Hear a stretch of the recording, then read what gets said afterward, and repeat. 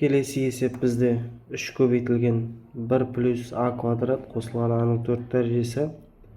Сол үлкен екен дәлелдеуіміз керек. 1 қосылған а қосылған аның квадратының сыртында квадрат деп тұр. Енді бұл теңсіздікті дәлелдеу үшін теңсіздіктің сол жағындағы мына өрнекпен жұмыс жасап алу керек. Яғни бұл дегеніміз қандай да бір а квадрат қосылған 1-дің квадрат деген сөз. Егер осы жерден жақшаны ашатын болсақ, бізде а-ның 4 дәрежесі қосылған 2а-ның квадраты қосылған 1 деген өрнекті аламыз. Енді бізге бастапқы мына өрнек келу үшін біздер қандай да бір а квадратты азайтып тастауымыз керек деген сөз. Сол кезде келеді. Олай болса мыналарды алып тастаймыз. Алып тастаймыз да орнына жазамыз. Орнына біз а квадрат плюс 1-дің квадраты дейміз, және содан а квадратты азайтамыз. Және сыртында 3 деген 1. Үлкен немесе тең. Мына өрнектің орындарын ауыстырып жазып алсақ болады. А квадрат плюс а плюс 1-дің сыртында квадраты. 3 көбейтілген. Мына өрнекті екі жақшаға жіктейміз. Яғни а квадрат минус б квадрат бойынша. Ол бізде а минус б және а плюс б деп екі жақшаны көбейтіс түріне жіктеледі. Сонда а квадрат минус а плюс 1 және а квадрат плюс а плюс 1 деп екі жақшаға жіктейміз.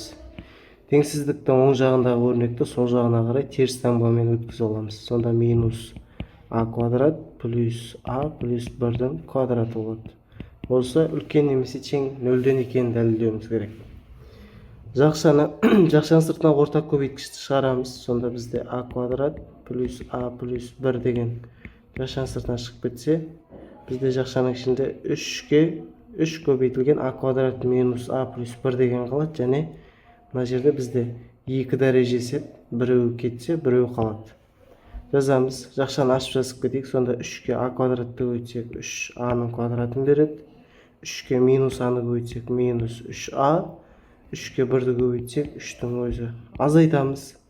Мына жерде біз жаңа айттық, біреуі қалады дедік. Сонда жақшаның алдында теріс таңбасы бар. Сонда минус а квадрат минус а минус 1 деп жақша ашылады. 0-ден үлкен немесе тең. А квадрат плюс а плюс 1 деп жазамыз. Соны көбейтеміз. Енді өрнектейміз, ықшамдаймыз кішкене. 3а квадраттан 1а квадратты азайтсақ 2а квадрат минус 3а минус а, ол бізде минус 4а-ны береді, және 3-тен 1-ді азайтатын болсақ плюс 2 болады. Үлкен немесе тең 0-ден. Мына жерден біз жақшаның сыртына 2-ні шығарып жіберуге болады. Сонда 2-ні шығарсақ бізде не қалады? А квадрат плюс а плюс 1-ді жазамыз. 2-ні шығарып жіберсек біздерде а квадрат минус 2а қосылған 1 деген қалады. 0-ден үлкен немесе тең. Мына өрнек бізде а минус 1-дің квадратын береді. 0-ден үлкен немесе тең 2 а квадрат плюс а плюс 1 деп жазып қоямыз.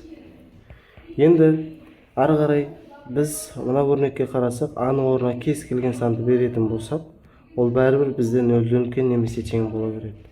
Енді біз мына өрнектің 0-ден үлкен немесе тең екенін дәлелдеуіміз керек. Енді оны қарастыру үшін дискриминант арқылы түбірлерін тауып көреміз. Дискриминантқа салып қарайтын болсақ, бізде 1 минус 4 көбейтілген 1 көбейтілген 1, ол бізде минус 3-ті береді. Яғни бұл жерде түбірі жоқ.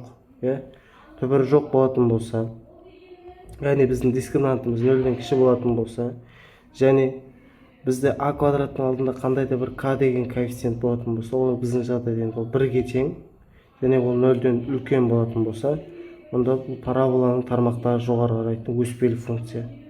Яғни а деп отқанымыз ол кез келген нақты санды қоя беретін болсақ, ол бізде 0-ден үлкен бола береді деген сөз. Яғни бұл да бізде 0-ден үлкен болады екен. 2 оң санның көбейтіндісі бәрібір 0-ден үлкен болады деген сөз. Осылай теңсіздікті дәлелдейміз.